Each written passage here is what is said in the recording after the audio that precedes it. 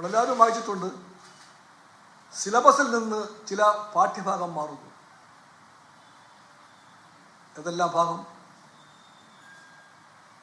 ഗാന്ധി വധം മാറുന്നു.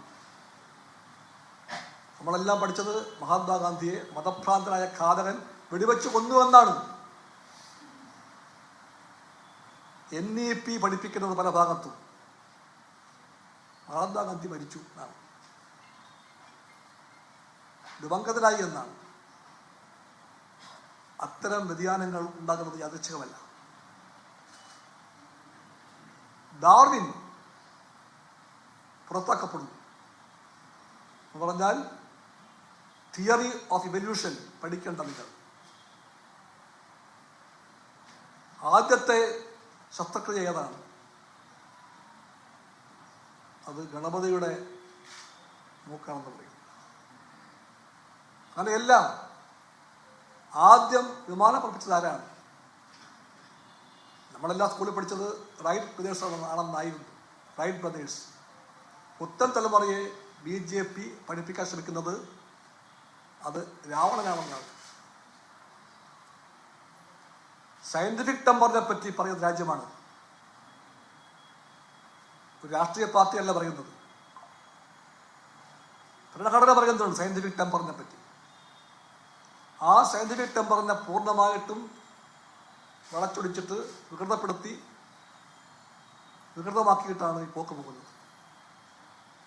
ഇപ്രകാരത്തിൽ പാഠ്യപദ്ധതിയെ മുഴുവനും മാറ്റിമറിക്കുന്നതിനെ പറ്റിയാണ് ഞങ്ങൾ വായിച്ചത്. അങ്ങനെ മാറ്റിമറിക്കുമോ? കേരളത്തിലെ സ്കൂളുകളിൽ വിദ്യാർത്ഥികളുടെ പാഠപുസ്തകങ്ങളെ മാറ്റിയെടുക്കുമോ?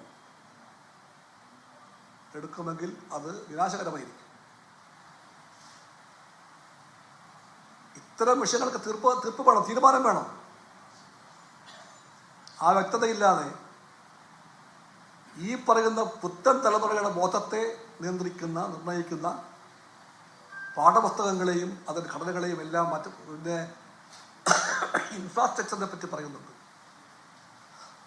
അതിലൊക്കെ എത്രയോ മുമ്പിലാണ് കേരളം. അതിൽ പറയുന്നുണ്ട് പള്ളിക്കൂടങ്ങളിൽ ആൺകുട്ടികൾക്കും പെൺകുട്ടികൾക്കും പ്രത്യേക ശൗചാലയങ്ങൾ. ഒക്കെ ബീഹാറിൽ പറയാം, UP പറയാം. ഇതെല്ലാം പണ്ടേ കേരളം പൂർത്തിയാക്കിയതാണ്. ഒന്നാമത്തെ 57 കമ്മ്യൂണിസ്റ്റ് സർക്കാർ മുതലുള്ള കാലത്തെ മാറി വന്ന ഗവൺമെന്റുകളുടെ സമഫലമായിട്ട് ഇത്തരം കാര്യങ്ങളെല്ലാം ബഹുദൂരം മുമ്പിലാണ് കേരളം. മുമ്പിലാണ് നമ്മൾ. അതുകൊണ്ടാണ് കേരളത്തിൻ്റെ കണ്ണും മനസ്സും പതിയേണ്ടത് ഈ പറയുന്ന കരിക്കുലത്തിൻ്റെ ഭാഗത്താണ് പറയുന്നത്. പാഠ്യപദ്ധതി അധ്യയനം പെഡഗോഗിക്കാണ് മുഖ്യമെന്ന് അതുകൊണ്ട് പറയുകയാണ്. ലോകത്തെവിടെയായാലും ഏത് സമയത്തും 24 വാർത്തകളും ഓഗ്മെന്റഡ് റിയാലിറ്റി പാക്കേജുകളും എക്സ്പ്ലെയിനറുകളും വിശദമായി കാണാൻ ഞങ്ങളുടെ YouTube ചാനൽ നിങ്ങൾക്ക് സബ്സ്ക്രൈബ് ചെയ്യാം.